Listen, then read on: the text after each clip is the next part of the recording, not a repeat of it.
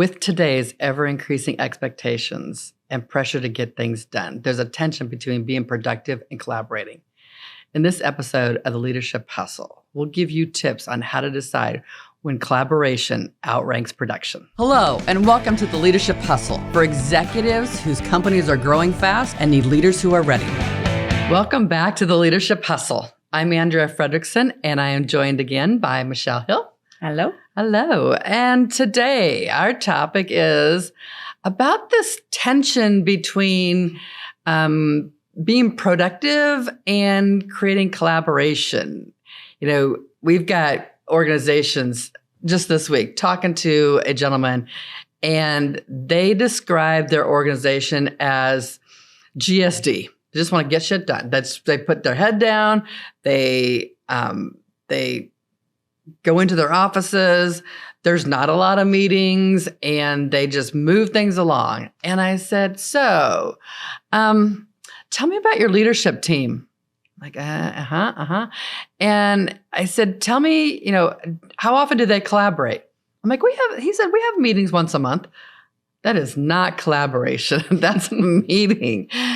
And he's like, we just don't believe in having, these meetings because they're a waste of time. I'm like, Belief system. This is a belief system. And so there is a lot of, tension between this productivity versus collaboration.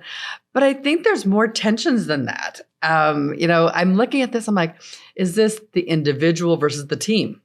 Like, I could just get more stuff done by myself and I don't need to bring the team together, right? Yeah. Or I just want my team together and I don't want anybody else's team involved, right? There's a tension in time and efficiency with that. There is this time of this tension of efficiency versus inclusion. Mm-hmm. Okay. So if we just have one person or just a couple people have a conversation, we're not including the other members of the team, or we're not including other members of other departments that may need to be a part of making decisions. And I think that there's also a tension of whether or not it's the organizational goals versus the individual's objectives, and how do we manage those? So they're all kind of interwoven together. And so, facing a culture that is, let's just put our head down, get stuff done. I asked this gentleman, so how often do you have to do rework, or do we have to get, somebody's input? Because once you got going down the path, we found out that things weren't. He's like, all the time. I'm like, I'm looking at it, I'm like, yeah, but it's such a waste of time. I hate meetings. I'm like, okay, let's talk about this. So, I thought this was a great topic about, this tension. Are you running into, maybe not the extreme? I'm running into the opposite. Okay, talk to us about that. Well, what I'm running into is just there's so many meetings. And then there's so many meetings, but people don't feel they're productive, and they don't feel like they're getting things dden. But they're literally back to back to back meetings. And unfortunately, what you're also finding is they don't have time to do a couple things. They don't have time to prepare for meetings, so they're not productive. Right. They don't have time to follow up after the meetings, because when they do have their pockets of time, they're trying to get other stuff done, kind of scenario. So, right. When you go down that path, that's where, are we collaborating too much versus, are we ensuring that people have individual time? Because there should be a good balance there. But I also think whoever is driving the meetings, it's identifying what type of meeting are we meeting for, right? And what's the agenda? What are we covering? And I'm not I'm like very unstructured. So this this kind of pushes me to where I need to get a little more structured. But it's why we're having this meeting. What are we trying to accomplish? But then also individuals who are invited to this meeting, because kind of going back to your problem where they're not meeting with other divisions, directors, other departments and so forth. There's more work as they move forward, right? Sure. the problem comes into play where people from those other areas don't always know why they're part of this meeting either. Right. So ensuring that each person understands why they're there, the value they bring, and the expectations, right? So we have productive meetings. So it's setting some ground rules, or whoever's creating the meeting, being more realistic of who we pulling in, what's those expectations, getting some structure there, but also setting some rules too, I think, depending on the organization. What's okay and what's not okay to schedule over other people's time, or because that's another issue. And that's, people are trying to block off time. So, the meeting, the collaboration, people can have a mindset where they are all for it, but when they're in it all day long, they're no longer for it too. Right. Right. But I think we can flip a coin here and go either direction. Yeah. And there's a reason to be more isolated, and there are reasons to be collaborative. And so when you think about, what are some of the reasons that you believe people need to collaborate? Like, why should you bring more than just why should you bring more than just one person into the conversation? Or why should you have people from different departments coming together? Why do that? Because it's time and money. Right? Oh, it is definitely time and money. I think that when we bring people together, are we problem solving? Are we being innovative? Are we, it's things that are going to ripple out into the organization. And that's, problem solving, innovation, coming together to plan what we're going to be all maybe working on. So it's project planning as well, right? Sure. If there is a project, something that we've recently approved, we all need to get on the same page and have some deadlines and who's doing what and so forth.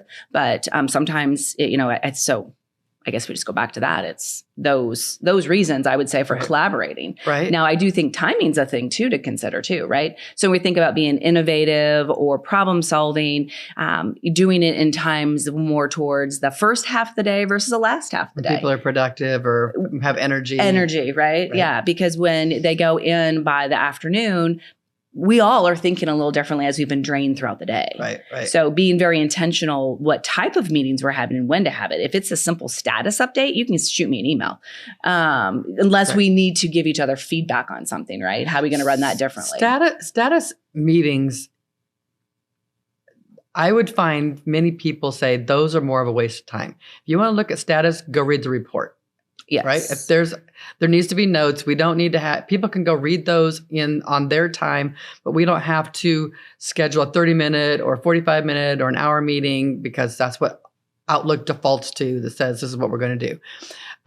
So from the meetings, whether it is, it's a report out meeting, don't need a report out meeting. Those are just answering questions. I can ask somebody, pick up the phone, send a text. I can email, I have a question, here's what's going on, right? And maybe we have some sort of collaborative platform that by a certain time and date, everyone has their updates and people can go out there. And then if I need to clarify, I know to reach out to you. I think with technology, there's other ways to do information that's just pushing out, right?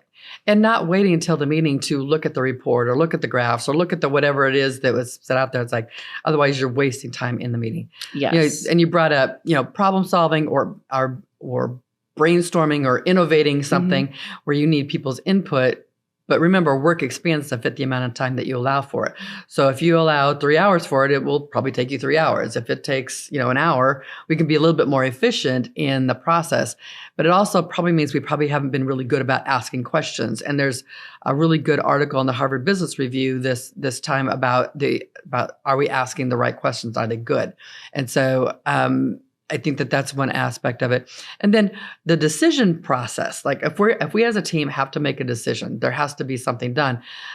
We have to let people know that that's what we're doing. Correct. But this is the problem. But I think there's one more to this, and that is when we've got a team that's new or we have a team that's not functioning well, being collaborative is a team building process or a team building function. Yeah, that would be just it would be team building. Right? Yeah. And so with this group that I was talking about, where it's like, I hate meetings, we're all about getting things done and we don't spend a lot of time in meetings. It's like, that's fine not to spend a lot of time in meetings, but are you hearing what people have to say? And are you debating the the ideas that people are bringing forward. Like, in a previous episode, we talk about we need to debate things, and we need to challenge ideas, and we need to look at things from multiple ideas, especially from Team One.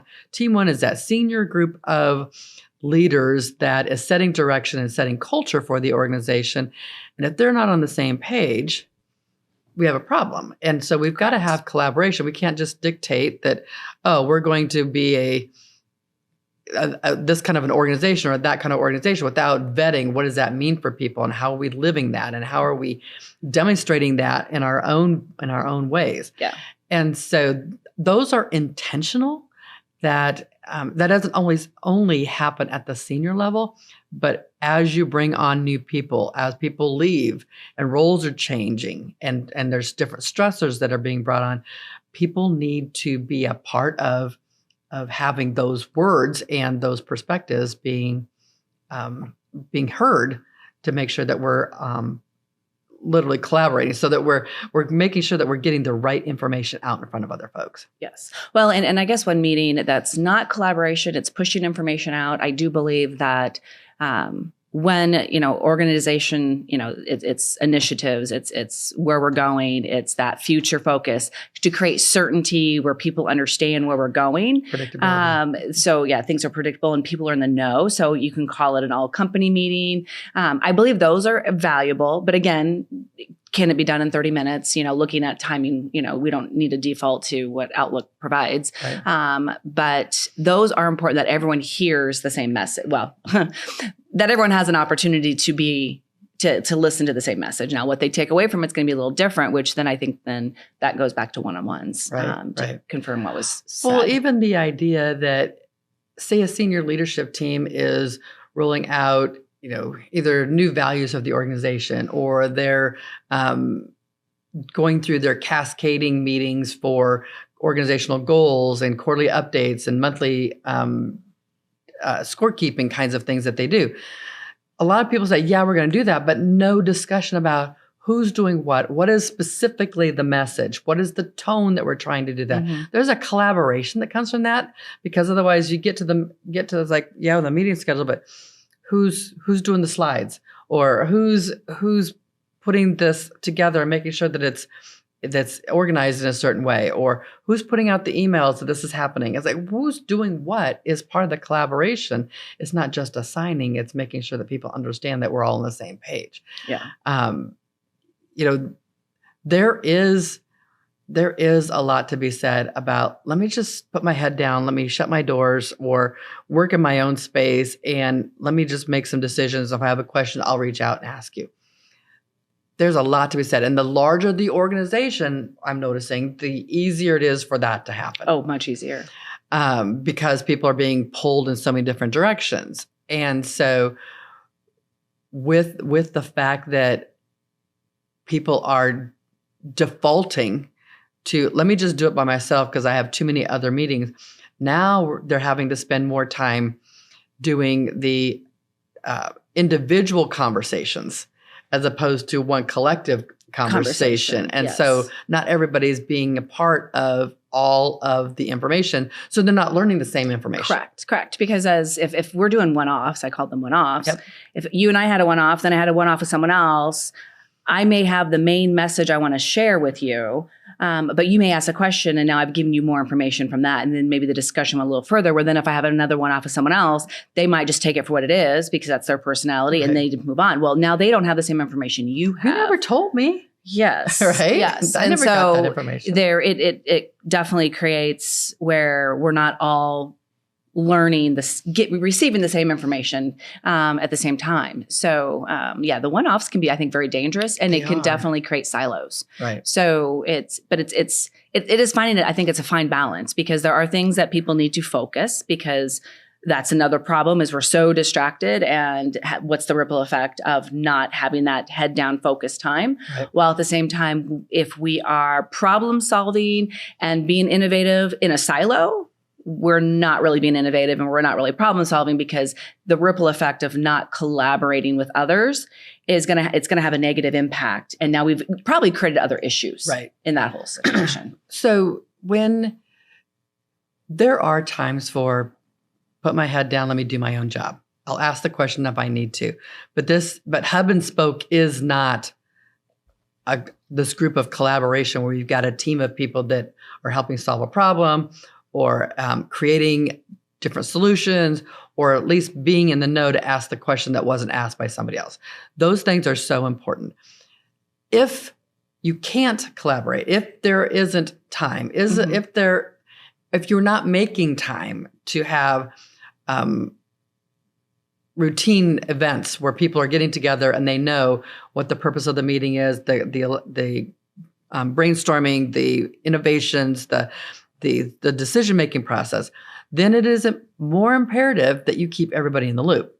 And that takes more effort because you think you've done something because you had these one-off conversations, and now you've got to, maybe you have to put something in an email. Now your collaboration is via email, and you've just filled everybody else's inbox with just one more email. Yeah, that's a negative too, because then people start responding to that email, and now we're all like, that's a group chat. Yeah, it's a group chat with this email, and it can expand and absorb more people's time as it maybe expands through a couple days versus just that minute. So, like you said at the beginning, once you've determined that there's a certain kind of meeting, there has to be clarity on what's the purpose, who's supposed to be here, who's not supposed, who doesn't need to be here.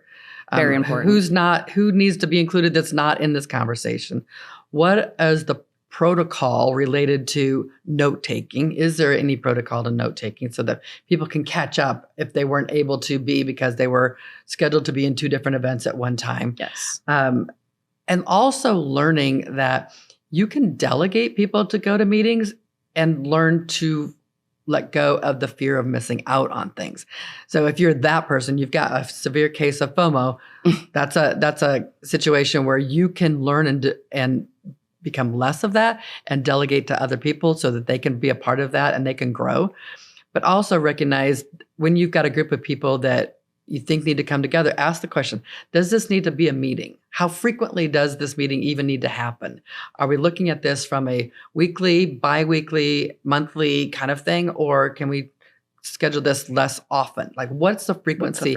And don't just set it and forget it, right? Well, it's also ensuring or giving people permission to prepare for the meeting. Because when we don't prepare, then we're not ready for whatever the discussion is. Right. So making sure we're educating people on what to prepare for. And then confirming what we're doing as a result of that meeting. So we all are on the same page too. Right. So I think this is an ongoing debate that leaders will have because there's so many different projects and so many initiatives that, yes, some will require individual, put your head down, go to work. And then there'll be others where collaboration, it may take time, but the outcome is so much more beneficial because of the number of people there, or the voices that are heard, or the getting to know and trust one another. Yeah, there's definitely building relationships in meetings. Yeah. Especially if we're intentional.